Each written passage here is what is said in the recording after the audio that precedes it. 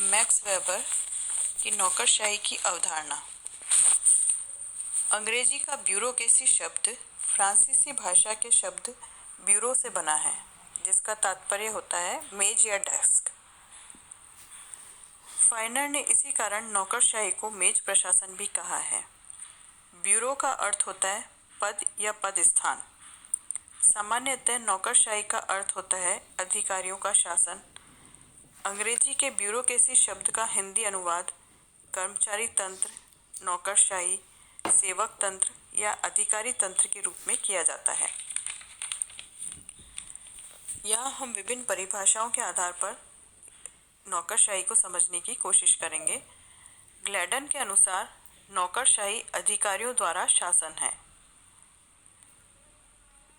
वहीं Victor Thompson के अनुसार नौकरशाही संगठन में अत्यधिक स्पष्ट श्रम विभाजन द्वारा काफी स्पष्ट रूप से पद सोपान होता है।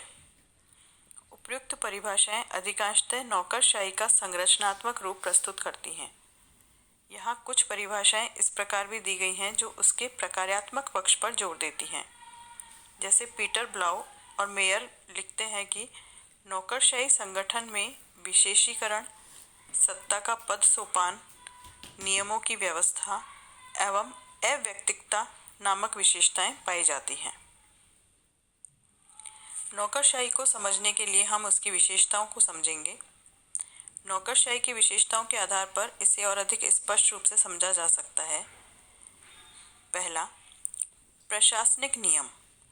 एक प्रशासनिक ढांचे एवं शासकीय कार्य निर्धारित नियमों के अनुसार संपन्न होते हैं। ये नियम स्थायी होते हैं तथा निरंतर ही इनका पालन करने की एक व्यवस्था होती है। नियम किसी व्यक्ति विशेष को ध्यान में रखकर नहीं बनाए जाते, वरन किसी पद से जुड़े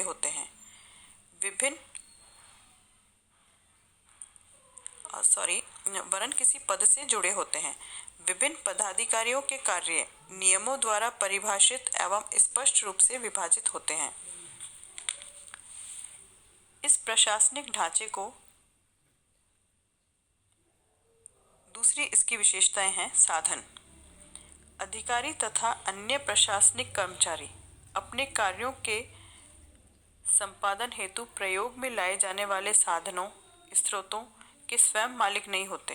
यद्यपि सरकारी तंत्र या व्यापारिक संगठन द्वारा उन्हें ये साधन उपलब्ध कराए जाते हैं, जिनका प्रयोग वे नियमानुसार ही कर सकते हैं।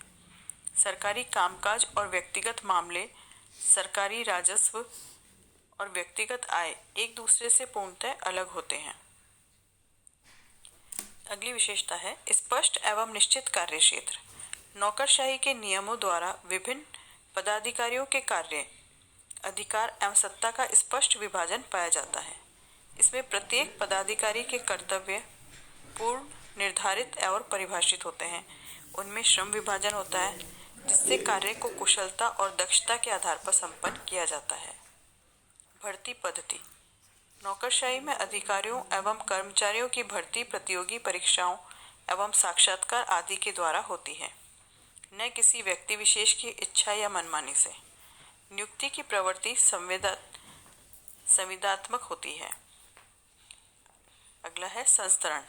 नौकरशाही संगठन के विभिन्न पदों में उच्चता और निम्नता का एक निश्चित क्रम पाया जाता है।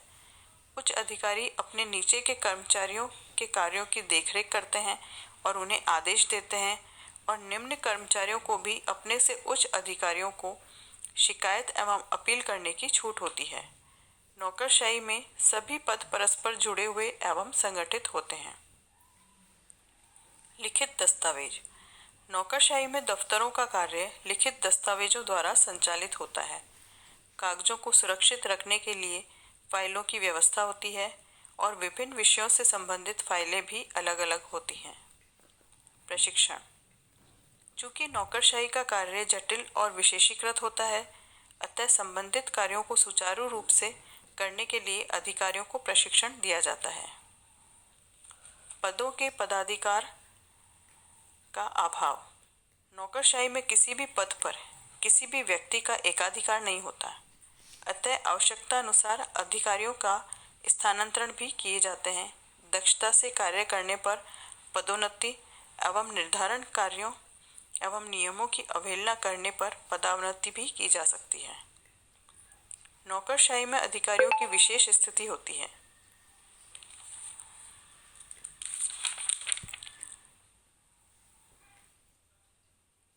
तकनीकी श्रेष्ठता। वेबर के अनुसार नौकरशाही प्रकार का संगठन प्रशासन के अन्य सभी प्रकारों से तकनीकी दृष्टि से श्रेष्ठ होता है। सुविचारिता एवं कार्यकुशलता। वेबर ने इस बात पर भी जोर दिया है कि जब तक व्यक्ति के मामले में को ध्यान में रखकर निर्णय लेना होता है, तब नौकरशाही बाधा उत्पन्न करती है। नौकरशाही में मुख्य बात सुविचारिता है। यह कानून द्वारा शासन का तार्किक परिणाम है। अवैयक्तिकता। आधुनिक नौकरशाही में अधिकारी निर्णय लेते समय व्यक्तिगत बातों को ध्यान में नहीं रखकर अवैयक्तिक लक्ष्यों पर ध्यान देते हैं। अधिकारी अपनी शक्ति को बनाए रखने एवं बढ़ाने के लिए सदैव प्रयत्नशील रहते हैं। दक्ष व्यक्तियों द्वारा प्रशासन। नौकरशाही में प्रशासन का काम विशिष्ट व्यक्तियों एवं प्रशासन में दक्ष व्यक्तियों को पूर्णकालिक आधार पर सौंपा जाता है, चाहे उनकी सामाजिक और आर्थिक स्थिति कैसी भी क्यों न हो। नौकरशाही सत्ता व्यवहारिक दृष्टि से अविनाशी है। अधिकारी अपने साथियों के साथ संबंधों की व्यवस्था में बंधा रहता है और इस प्रकार कार्य करता है कि संपूर्ण नौकरशाही तंत्र की क्रियाशीलता निरंतर बनी रहे। नौकरशाही द्वारा शासित जनसंख्या के पास प्रशासनिक व्यवस्था के ठीक से संचालन के लिए नौकरशाही के अतिरिक्त अन्य कोई विकल्प नहीं पाया जाता।